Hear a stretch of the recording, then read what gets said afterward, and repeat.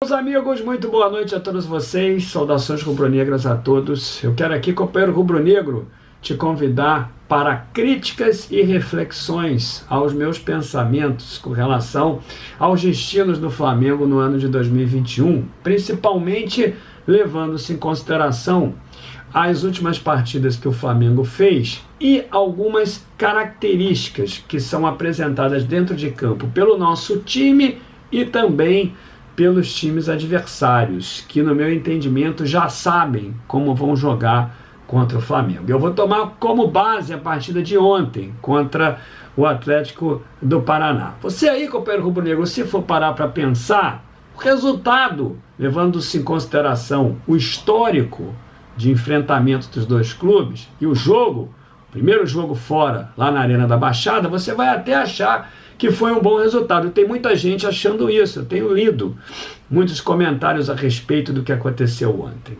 Muita gente aí concordando com o Renato, que acha que o Flamengo vai resolver tudo positivamente. Eu também acho, em função da sua torcida. A presença da nação rubro-negra no Maracanã na semana que vem.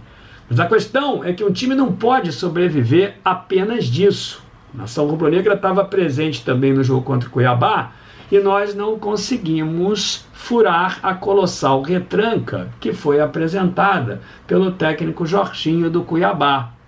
Então, ontem também não foi diferente em alguns aspectos. Quero tomar como base essa partida para poder analisar aqui junto com vocês se realmente nós teríamos que mudar a nossa estratégia, inclusive até para o ano de 2022, se devemos mudar o treinador ou não, independente das vitórias que eu acho que nós vamos ter. Porque pense o seguinte, o jogo ontem começou com as duas equipes, tal como nós havíamos previsto nas nossas lives de pré-jogo, dos nossos debates. O jogo ontem começou com marcação intensa por parte das duas equipes. O jogo realmente estava muito intenso. Lá do lado do Flamengo, na nossa saída de bola, nós tínhamos ali o Léo Pereira, verdade, marcado pelo Nicão. Nós tínhamos o Ilharão, que retornava para fazer a saída de 3, marcado pelo Kaiser, e nós tínhamos ali o Rodrigo Caio, marcado pelo Terãs, ou seja, o Atlético alinhou 3 jogadores para poder anular a nossa superioridade numérica, que se pretendia com o retorno, com o recuo do Ilharão para fazer essa saída de 3. Acontece que eu diria para vocês o seguinte, nós temos Rodrigo Caio, nós temos o Arão e nós temos o Léo Pereira. Então eu, sinceramente, com o Léo Pereira, com as dificuldades que o Flamengo tem com o Léo Pereira, aliás, com o Gustavo Henrique e com o Bruno Viana também, qualquer superioridade numérica que se pretenda, meus amigos, ter quando um desses 3 jogadores está em campo é nula. Tanto ontem ficou pior ainda, porque o Atlético do Paraná alinhou 3 jogadores para poder anular esses jogadores. No meio do campo, eu me recordo que o Citadini e o Eric se encarregavam de marcar o Andréas Pereira e o Thiago Maia, que não estavam bem no jogo. E os alas do Atlético do Paraná marcavam os laterais do Flamengo. Do nosso lado, nós tínhamos ali uma opção de marcação, uma estratégia de marcação, que no meu entendimento foi bem interessante, porque você tinha ali o Andréas Pereira e o Gabigol na primeira linha de 2 marcadores, e nós alinhamos uma segunda linha com 4 jogadores, que eram o Michael, os nossos 2 volantes, o Arão e o Thiago Maia, e o Everton Ribeiro pelo lado direito.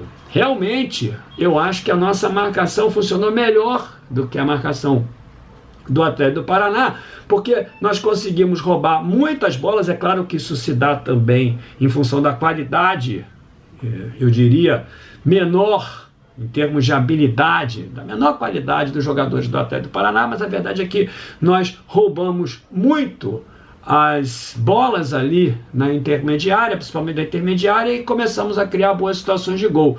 Inclusive, meus amigos, eu diria que isso aconteceu depois dos 15 minutos, tal como nós já havíamos previsto, ou seja, o Flamengo tomou o controle do jogo ali nos 15 primeiros minutos e acabou conseguindo fazer um gol, é verdade, até numa jogada ensaiada. Eu sei que o Arão chutou ali, bateu Perdão, o Gabigol chutou, bateu no Arão, sobrou para o Thiago Maia, mas aquela jogada ensaiada, aquela cobrança do Andréas Pereira na cabeça do zagueiro para o miolo da área, enfim, eu acho que aquela jogada realmente foi ensaiada. O gol foi até com uma pitada de sorte, porque a bola desviou no Arão e caiu no pé do Thiago Maia, mas aí o Flamengo conseguiu fazer 1-0. E aí o Atlético do Paraná se lançou, se precipitou ao ataque. Quando isso aconteceu, meus amigos, ainda que eles só tenham tido oportunidade numa cabeçada que foi defendida pelo Diego Alves, em cima do Léo Pereira também, ainda que isso tenha acontecido, o Atlético do Paraná dominou as ações do jogo.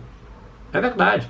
E você precisa admitir isso, companheiro rubro-negro, com toda a nossa qualidade, mesmo com os desfalques. Dominou as ações do jogo. Por que que dominou as ações do jogo? Porque o Flamengo não tem movimentos coordenados para poder reter a bola no campo do adversário. Isso aconteceu em função do quê? Aconteceu em função da atuação ruim de dois jogadores, principalmente em função disso. Ou seja, Thiago Maia, principalmente, apesar de que fez o gol, e o Andréas Pereira também.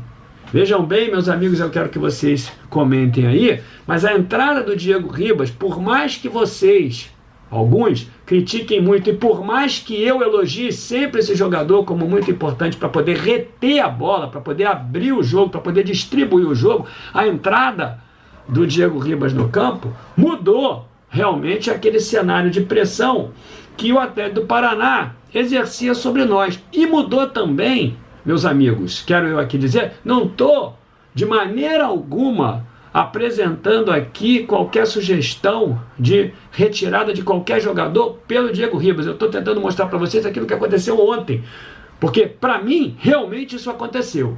A entrada do Diego Ribas fez com que o Flamengo criasse mais condições para poder empatar a partida. Mas aí tem algo que precisa ser apresentado a vocês como reflexão, que é a incapacidade que o Flamengo tem de realizar movimentos coordenados, de movimentação coordenada, de triangulações, para poder se livrar da retranca que os adversários nos impingem. Porque o que aconteceu com o Atlético do Paraná mostra claramente a dificuldade que todo treinador brasileiro tem de ser ousado. Porque o Atlético do Paraná empatou logo no início do jogo. Eu vou falar para vocês sobre os dois gols ainda nesse vídeo, mas empatou no início do jogo e poderia ter aproveitado aquele momento para poder enfiar a faca no Flamengo ali e rodar, porque o time do Flamengo realmente ficou desestruturado. O Flamengo só foi, meus amigos, novamente tomar conta da partida depois que o Diego Ribas entrou e começou a prender a bola, começou a se movimentar ali pelo meio e começou a distribuir o jogo. Porque, como eu falei para vocês, o Thiago Maia e o Andréas Pereira ontem tiveram atuações pífias. Não é nenhuma sugestão, isso vai ficar a cargo de vocês. Mas eu quero que vocês ponham a mão no coração e entendam se o que eu estou falando é verdade ou não é. Porque por mais que você idolatre determinado jogador e por mais que você deteste determinado jogador, tem um fato. E esse fato ali não pode ser negado. Então, depois que isso aconteceu, depois que o Flamengo tomou o gol de empate, o Atlético do Paraná realmente poderia ter se aproveitado daquela situação e ter, inclusive, partido para fazer o segundo gol, mas não faz. Não faz por quê? Em função da pequeneza cerebral no que tange ao futebol, obviamente, da pequeneza de objetivos do treinador brasileiro, que é retranqueiro, porque achava que aquele empate estava de bom tamanho. Então o que o Atlético do Paraná fez? Recuou. E aí apresentou-se aquele velho problema que o Flamengo tem de não conseguir quebrar as linhas recuadas dos adversários. Porque o Atlético do Paraná fez isso, em dado momento você via até 11 jogadores, 11 do Atlético do Paraná, no último terço do campo, ou seja, lá na entrada da área, igualzinho ao Cuiabá, e o time do Flamengo não conseguia realizar penetrações nessas linhas, não conseguia fazer por onde desempatar aquela partida. Como eu falei, melhorou depois que o Diego começou a distribuir o jogo. O Flamengo conseguiu dominar mais a bola, prender mais a bola, mas o Flamengo tem uma incapacidade enorme de se movimentar de maneira coordenada para poder furar vencer essas fortes linhas de marcação compactas e recuadas dos adversários. Quero lembrar vocês, o Palmeiras vai jogar assim.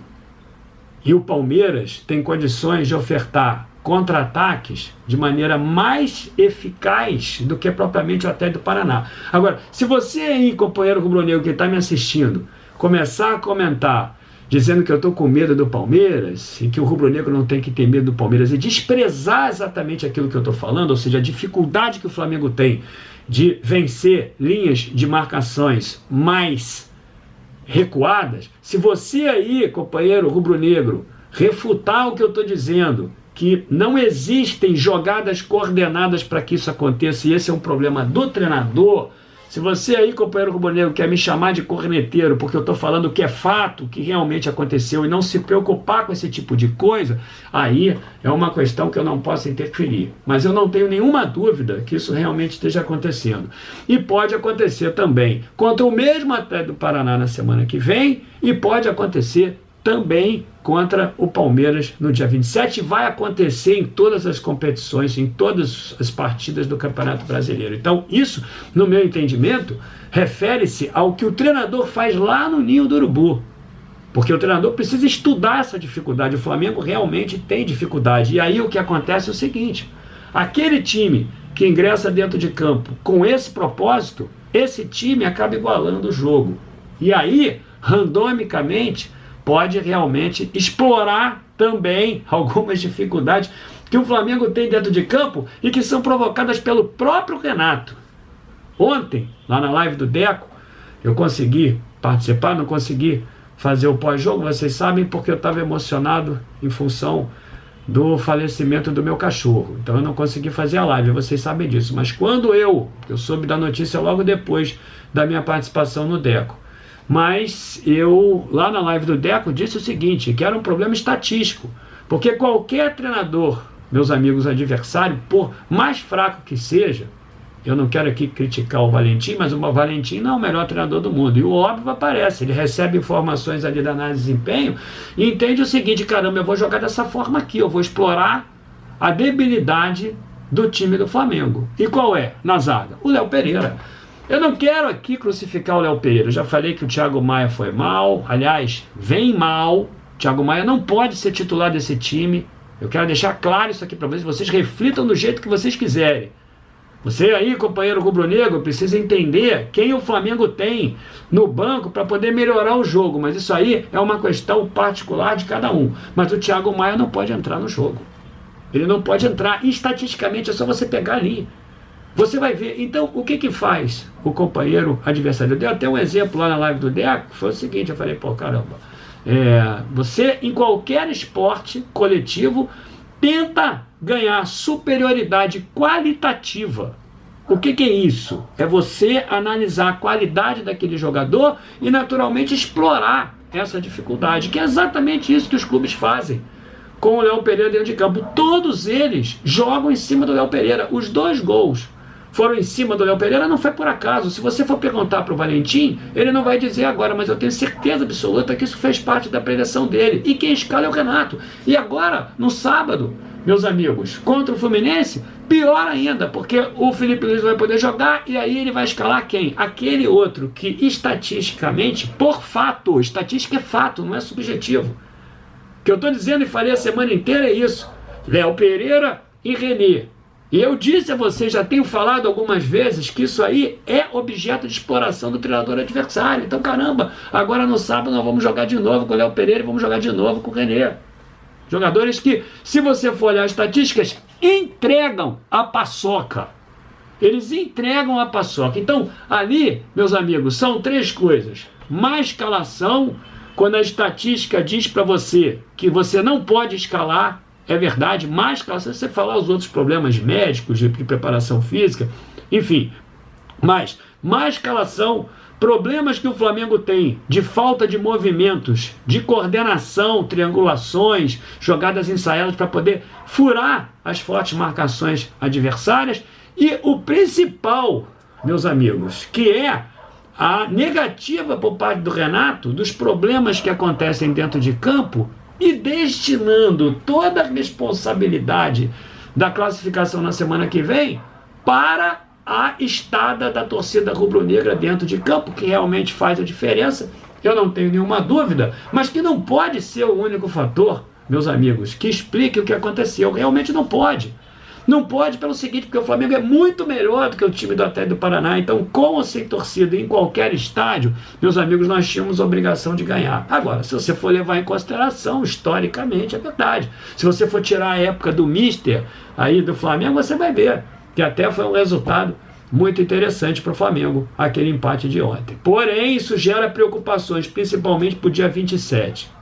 Ainda bem, meus amigos, ainda bem que lá na zaga, no dia 27, nós não vamos contar com o Léo Pereira, porque, entenda, estatisticamente o companheiro é causador de alguns problemas. E você aí, meu amigo rubro-negro, não pense que eu estou só criticando o jogador, não. Estou botando a culpa no Renato também, porque é ele que escala e é ele que treina o time. E ele não está treinando o time adequadamente para poder minimizar uma estratégia que todo adversário tem contra o Flamengo, que é se recuar muito e sair em contragolpes. Meus amigos, quero agradecer a todos vocês pelas demonstrações de solidariedade, pela perda do meu cachorro. Estava difícil para ele, estava ruim para ele, ele estava cometido de um tumor muito agressivo, estava ruim para ele. O companheiro vai fazer uma falta enorme na minha vida, mas foi melhor para ele ter partido ao lado da família, sem que eu tivesse que tomar uma decisão